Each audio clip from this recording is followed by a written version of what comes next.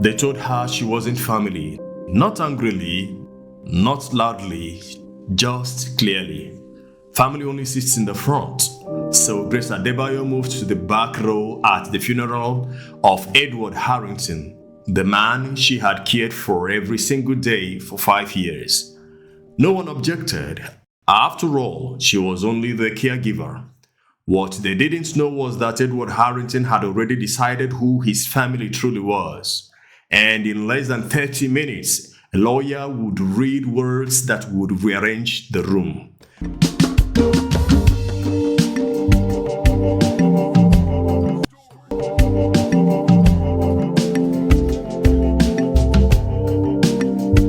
The funeral home was quiet in a way churches never were. Muted grey walls, soft artificial lighting, faint scent of polished wood, and lilies that weren't real. Framed photographs of a younger, commanding Edward Harrington lined the hallway. Ribbon curtains, handshakes, awards, public speeches.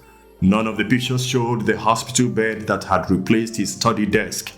None showed the oxygen machine humming softly through the night. Grace sat alone in the last row. Black dress, simple, hands folded neatly in her lap. Back straight.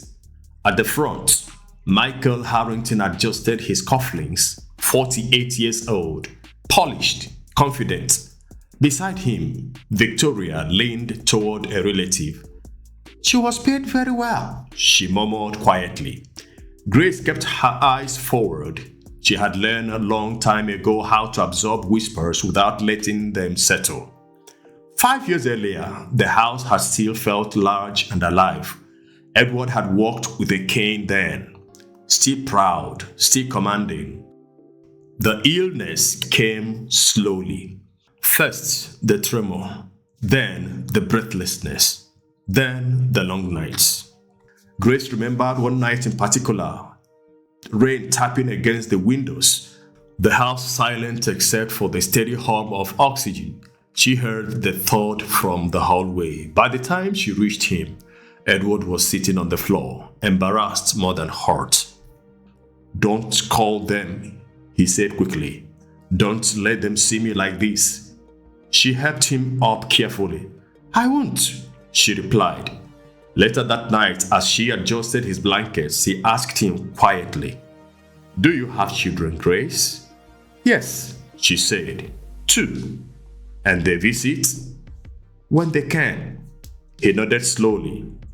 "People are busy," he murmured. But his eyes lingered down the dark hallway longer than necessary. The children visited. Birthdays, major holidays, important weekends, always briefly. Once, during dinner, Michael had said lightly, "She's paid to do this, Father. Let's not romanticize it." Edward looked up sharply. "She is paid to work," he said evenly, "and not to care." The table had gone quiet. Victoria forced a polite smile. "It's sentimental," she whispered later in the kitchen. Grace pretended not to hear. She rarely defended herself. Edward did it quietly when necessary, never loudly, never dramatically, just firmly. Back in the funeral home, the service concluded, a carefully written eulogy, polite applause. Grace stepped toward the casket for a final moment. Victoria's hand touched her arm. "Please," she said gently, her smile tight. "Let the family have a moment." Grace stepped back. "Oh, of course." She returned to the rear row. After most guests departed, a man in a dark suit entered quietly. Leonard Clark, Edward's attorney of 30 years. "If immediate family would remain," he said calmly, "we will proceed with the reading of the will." Chairs shifted. Michael nodded confidently. This would be procedural, predictable. Grace prepared to leave. "You don't need to stay for this," Michael said without looking at her. Mr. Clark paused. Miss Adebayo has been specifically named to remain. A flicker of confusion crossed Michael's face. For what? For what purpose? For the purpose your father specified. The room tightened. They sat. The lawyer began. Charitable donations, trust allocations, properties divided. Everything sounded expected. Michael's shoulders relaxed. Victoria leaned back. Then there is an addendum. Dated 3 months prior, signed under medical supervision, witnessed. Michael frowned. Mr. Clark continued. To my children who built lives of their own, and to the woman who remained when silence filled my house. Grace felt the breath steady. The family home, the lawyer read slowly, along with primary estate holdings and controlling shares. The pause stretched. Are to be transferred in full to Miss Grace Adebayo. Silence. Not dramatic, not loud, just still. Michael stood. This is absurd. She was staff. Mr. Clark slid a second document across the table. Your father amended this will himself. Michael's voice sharpened. She lived in his house, managed his medication, controlled his schedule. The implication lingered. Grace lifted her gaze calmly. For 5 years, she said quietly, I reminded him to take his medication, not how to spend his money. Victoria crossed her arms. You expect us to believe you had no influence? Grace did not flinch. I was there when he needed help, she said.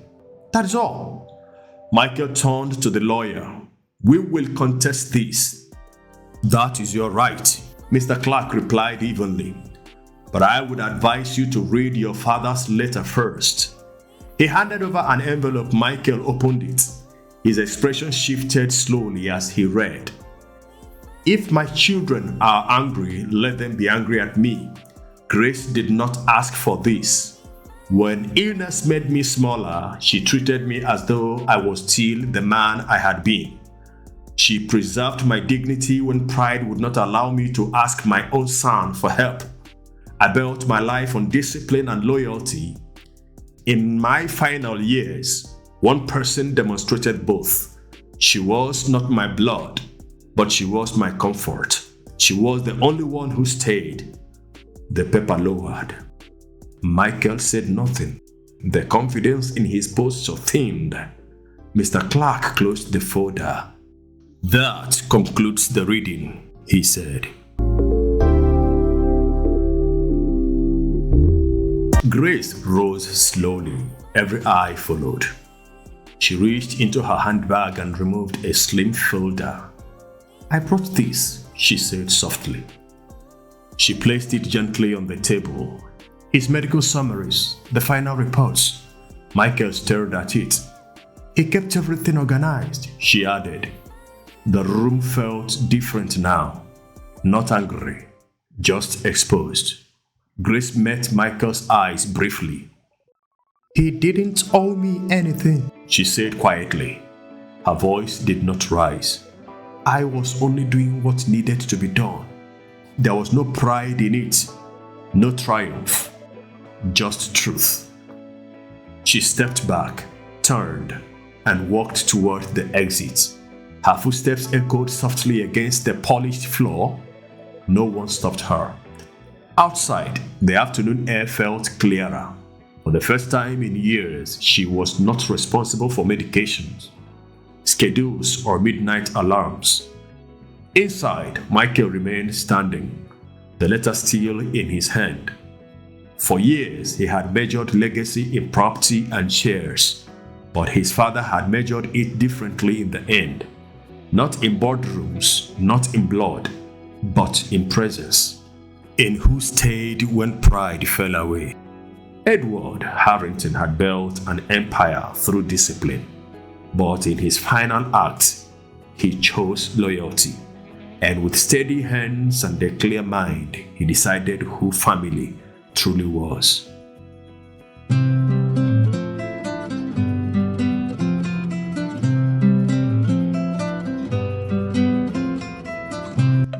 They measured legacy in property, but Edward measured it in presence. They said she wasn't family. Edward disagreed. Subscribe, because the next story proves something even harder. Sometimes, the quietest person in the room is the one history remembers.